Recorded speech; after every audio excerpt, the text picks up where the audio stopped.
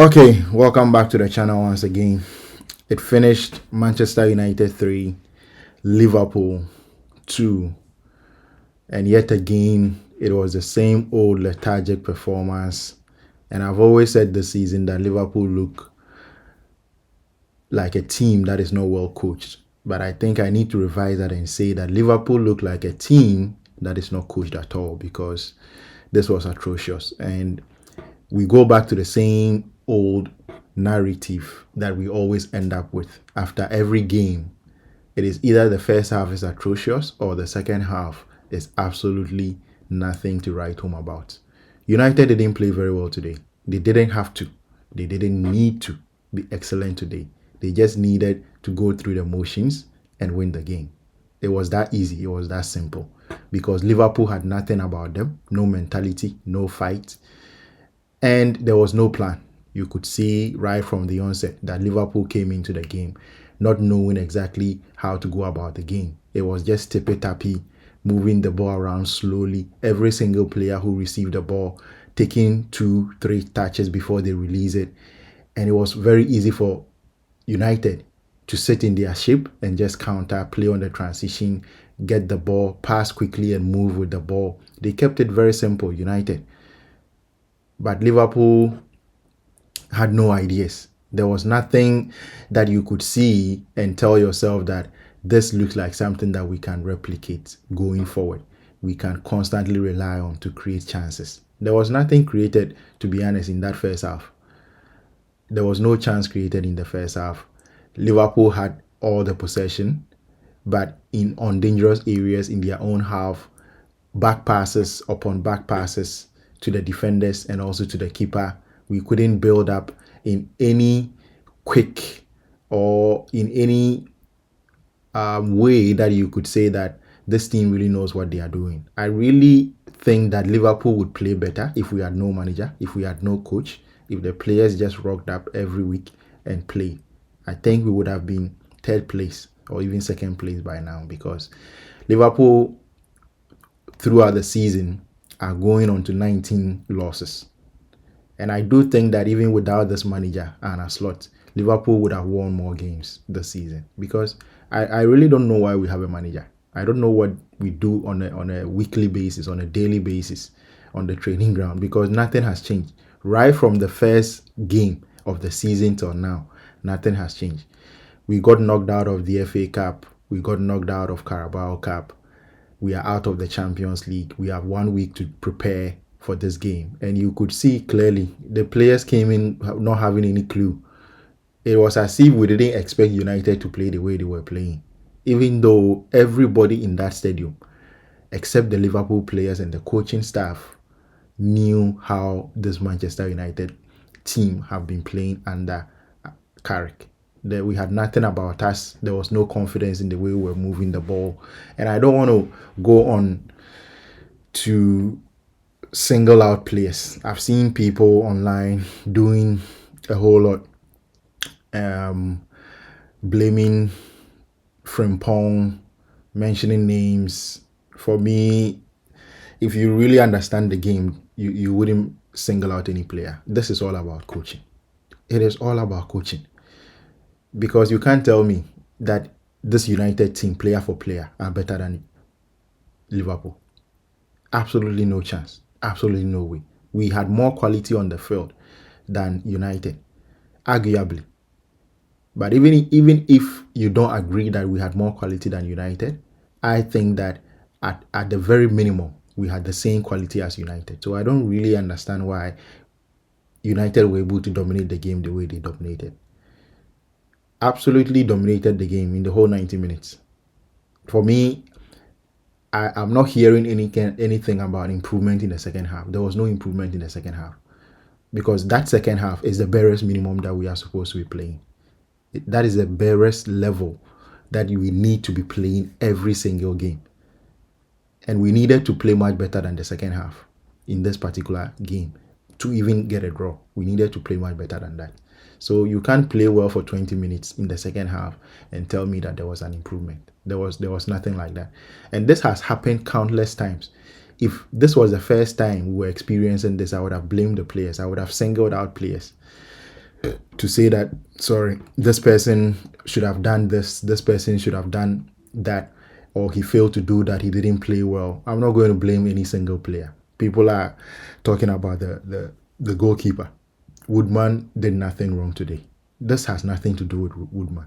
Let's not take the attention away from where the attention is. The attention is on the coaching, which is not good enough, hasn't been good enough this season, and has to change. Simple as that. The way we are ending the season, it is going to carry on to next season. I guarantee you that next season, it is not going to change. This is what we should expect next season. Poor first halves, continuously conceding goals in the first half, even when we play well in the first half, capitulating in the second half. Because that is the mentality, that is the way in which the team trains. That is something that has been built over time by this manager into the team. And it's not going to go away. I haven't listened to the post-match press conference, but I guarantee you this manager is going to blame injuries. He's going to blame this loss on Alexander Isak suffering an injury at the last minute. He's going to blame this on the fact that Salah is not playing. This has nothing to do with Salah. If we blame that on individual players, then it means that there's no point having a coach.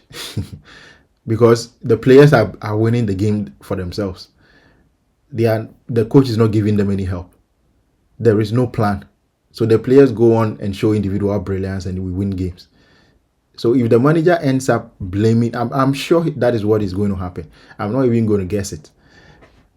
Even before I listen to the post-match press conference, I know that is what is going to happen. That we didn't win this game because Salah, we missed Isak, we missed Ekitike. That is what the manager is going to say. So you are telling me as a manager that you cannot coach a team to play well, to give out a good performance, even if it ends up in a loss. We could have lost this game and still played much better. So for me, it is not about players missing. It is not about the fact that individual players made mistakes in this game. No. This has nothing to do with luck. It had nothing to do with mistakes. There is no consistent plan. The team is not well drilled. I wouldn't even say well drilled. The team is not drilled at all, at any level, for you to have any confidence that this team can create a chance using this channel or going through this means. We have nothing about us. We just rock up every single week, every single day, trying to play the game. It is tippy-tappy. It is slow. I was counting in that first half how many times Liverpool would be able to take advantage of a transition moment. And it was absolutely zero. In the second half, the only transition moment we were able to take advantage of was the Szoboszlai opportunity that he scored. That was the only transition moment. Now, apart from the 2 goals that Liverpool scored, Liverpool only generated one single chance, and that was from a set piece. It was a cross that was sent in by Szoboszlai. I think Virgil van Dijk got his head on that ball, and the United goalkeeper Lamens cleared the ball with his leg. It actually hit him on the leg. He didn't really know what was going on. It hit him on the leg and the ball went out. That was the only chance we created. So you can't tell me that we lost this game because we missed a couple of players. If we missed Isak and Salah, and that is why we lost this game, then we should have created chances and missed them because we don't have strikers to put the ball away. That is the logical explanation that I would accept. In this case, the chances didn't even come. So what is the probability? What convinces, what should be the reason, the evidence to show that if we had all these players in, we would have created better chances? We wouldn't have, because this team hasn't shown that they can create better chances. United in that second half, they were trying to sit back. After we scored the 2-2, United were sitting back waiting for an opportunity to counter because they know that we are not good enough to break them down. That is the first thing. Secondly, the rest defense is not well organized. So they are always going to get chances. They are always going to get openings to try and hit us on the break. And that is how come we got that goal. They hit us on the break about 2 or 3 times before they scored that goal. And for me, after scoring the 3-2, they should have scored another goal. There was an opportunity where I think Cunha or someone had it was a 3-on-2 or a 4v2 in the advantage of Manchester United, and they couldn't take advantage of it. For me, this game should have ended about 4-2 or 5-2, because even the 2 goals that we scored, let's be honest, we didn't do anything to create those chances. We didn't systematically try to break them down or do anything to show that we knew how to break them down. We didn't. So for me, the scoreline really flattered Liverpool. It flattered the manager. He's going to get an excuse, and that pains me, that now he has an excuse to say that we played well. And we only lost the game because we missed some players. We were unlucky. The first goal they scored, it was a deflection. That I guarantee you that is what the manager is going to say in his press conference. And for me, that is not good enough. Losing home and away against this Manchester United team, no matter the tragedy that you've suffered as a team, no matter the number of injuries you have in your team, you don't lose to Manchester United home and away. No Liverpool team loses to Manchester United home and away. I'm sorry. That's Manchester United team. I'm not here. It is not disrespect. It is fact. This is fact that I'm stating. This Manchester United team is not good enough to beat Liverpool home and away. No way. And today's game, the fact that we lost today's game, if the hierarchy at Liverpool don't think this is a reason enough to sack the manager, even right now, not even give him the opportunity to get to the end. Because for me, giving this manager the opportunity to stay, I think would signal how much the hierarchy hates Slot. They don't like him. They want him to fail. They want him to be embarrassed, and that is why they are keeping him in the job. That is the only reason why I think they will keep him in the job. If you look at the evidence that is available, how we have played this season, the performances against Manchester City, the performances against United home and away. In 10 years, this is the first time United have beaten us home and away. And Liverpool have had worse teams in that period. And you want to tell me that this is not down to coaching. It is not down to how the team is being managed on a daily basis, how the team is training. How long has Carrick been in this job? How long has he been in this job? So you can't tell me that you are building a team and Liverpool is in transition right now. That is what the manager has been going about saying. And that is the most unfortunate thing about this whole situation. The manager is going about saying that we are losing games because we are in a transition moment. And so it's going to get better. I'm sorry, but I don't see it. It is not going to get better. It is not going to get better. So for me, the earlier he goes, I think the better it would be for everybody involved, because getting to the end of the season, at this stage of the season, if Liverpool are still not recognizable, we don't recognize the team.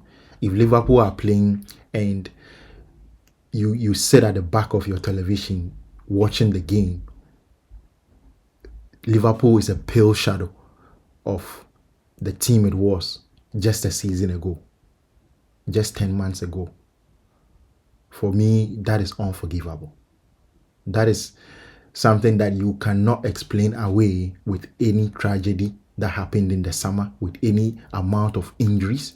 Whatever the Liverpool team is, if we step up to play in a game of football, Liverpool should be competitive enough. Liverpool should be creating chances.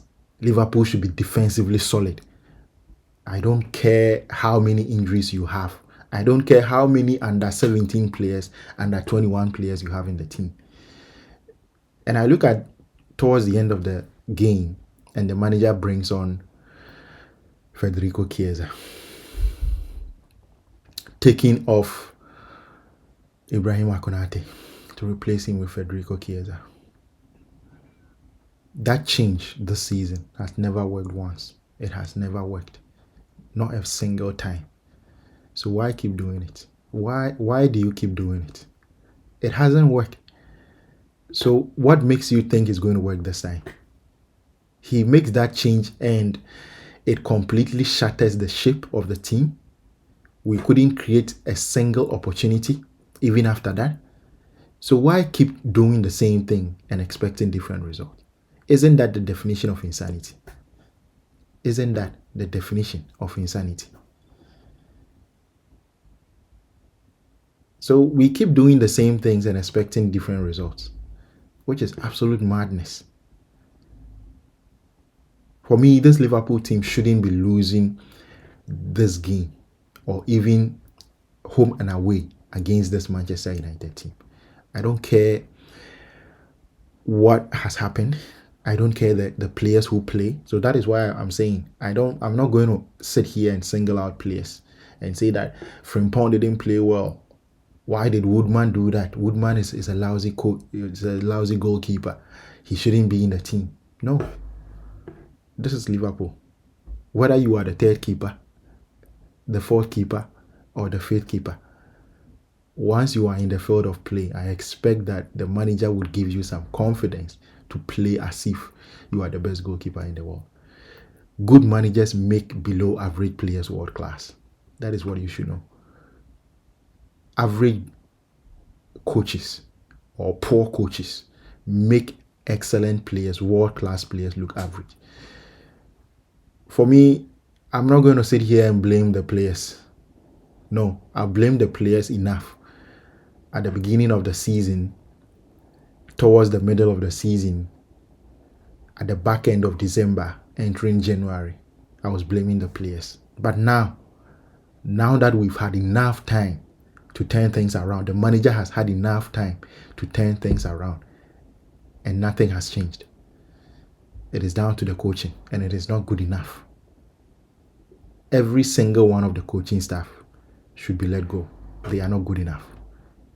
The job they are doing, they've done their best. They won the league last season, but that is all they can do. I'm sorry. This is not going to change next season. It is not going to change. And I don't care about top four, qualifying for top four. I really don't care about that. No. Because that is not what this Liverpool team should be about. Liverpool is not about qualifying for Champions League the following season, just qualifying. That is the barest minimum. It is the barest minimum. And for me, we haven't even suffered enough injuries to justify the performances we've seen, especially towards the end of the season. Since the beginning of March till now, the performances haven't been good enough. I don't care about the results. It is true that we haven't lost in a while, but the performances have stayed the same. And Liverpool games has always been on the balance.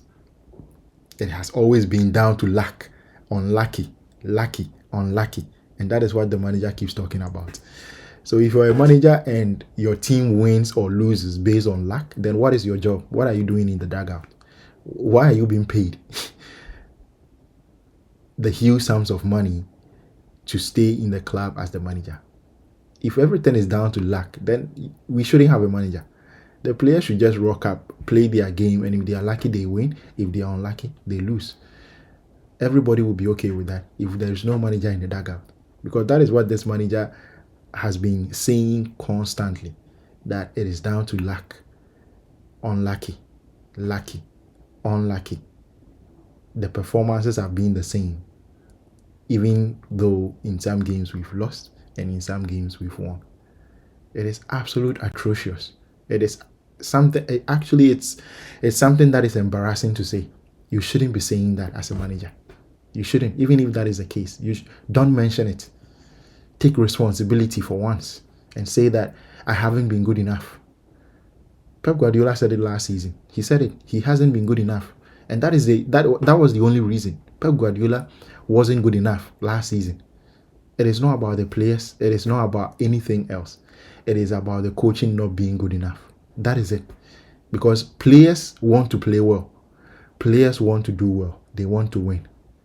So if for some reason they are not able to bring their best performances, and it keeps happening week in, week out, beginning of the season till the end of the season, and nothing changes, it means there's a problem with whoever is managing those players. Players don't want to lose. Players don't want to turn up and put up poor performances. No player wants to do that. That is why they are professional players. You don't become a professional player by not playing your heart out, by not wanting to give it 100%. But if it is not happening, then there has to be a reason for it.